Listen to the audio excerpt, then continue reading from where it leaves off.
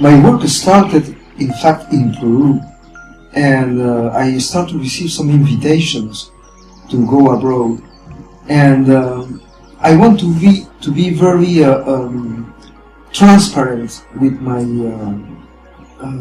messages. And a lot of people that had an experience with the sacred plants here in Peru asked me if I could bring them abroad. And I got a clear message of not doing that. I know that, of course, there's a lot of activity and people doing the sacred plants, Peruvian sacred plants, all over the world, and I respect that. But for me, my personal message was to keep this work in Peru, keep it for the people who wants to make this kind of pilgrimage and come here and have the experience in the sacred spots that the ancients and the shamans still today have organized as special places for the healings, some kind of natural hospitals, if you want. And so I'm sticking to this message until probably one day it changes, I don't know. So what I'm doing when I'm traveling is that I'm making personal healings that they look like an energetic healing. The person is just laying with eyes closed, and I'm working on the back and I'm working on the front, mostly on the central line of the body. And I'm applying a flow of vital energy that I learned in my time with my Chinese masters. But I have found something. It's a very personal way. I have found a way of mounting over the vital energy flow the shamanic healing information. So when I'm touching people start to have recallings, memories from childhood or from special moments of their life that have shaped their personality or are related with big wounds in their emotional story. And we do cleanings and liberations. Sometimes the sessions are very dynamic and some others are very soft and quiet, but there are changes done.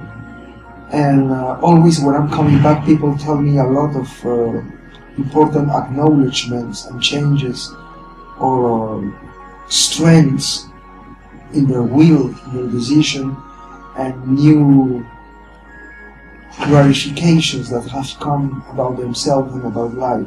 And this is done only by asking the healing forces of nature to come to bath that person and do the changes and help them to advance and liberate themselves from the wounds of the past. So sometimes I do the drums and I chant. Sometimes it's quiet and I'm applying only the energy. It depends. We find out in real time. It's not that I have a fixed receipt that I'm putting all the time. This is really, I feel right to call it the art of healing, because it's an art. It's not a technique. And also what I'm doing is to sit in front of people gathered, and I explain the way I heal. I explain the understanding that I have up to this moment about what a healthy human being is and about the work's nature work. And it's also very spontaneous. In fact, when I'm going to a meeting, I'm not having in my mind anything set or anything, a script already in my mind. It's just whatever comes for the ensemble of people that are at that moment. And it's very open and spontaneous and with participations of people. And when I started to do the cleanings and the personal sessions, people asked me for more, for explaining things and for doing methods and techniques. And I didn't want to create a new frame. There's so much methods and frames going on all around. I wanted something fresh and real time. It's really a living words for people. And again, I got a message that was saying that I should not try to teach anything, and that the only final honest way of teaching, if you want, is only to share the personal experience you have had. So I'm only sharing what I have lived and understood up to this moment, and it's I feel it's something real that probably 1 or 2% of 10 or 20% of what I'm explaining about my choices of life and my everyday work might probably serve for the different persons around.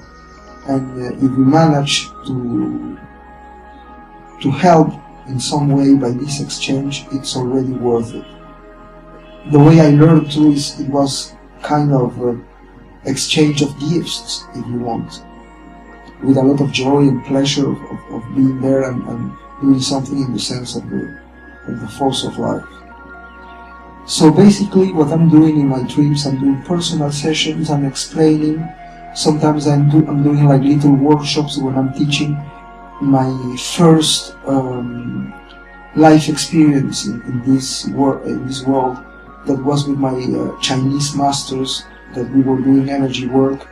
At the time when I was learning that in Peruvian Chinatown, no one was talking about the word of Qigong.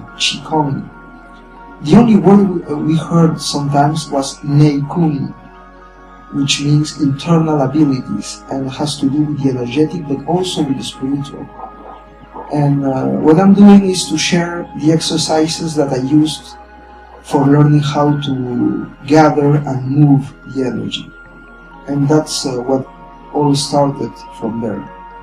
What I'm doing in Peru, I'm doing personal sessions, and I'm taking people in these 2 weeks or 3 weeks trips when we go to the desert, to the jungle, to special spots, to mountains, and we spend the everyday sharing and talking and exchanging, and we find moments to make some breathing, some exercises.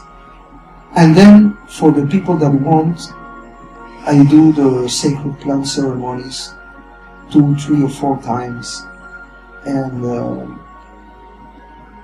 we do it in a special place with if you want, old school conditions.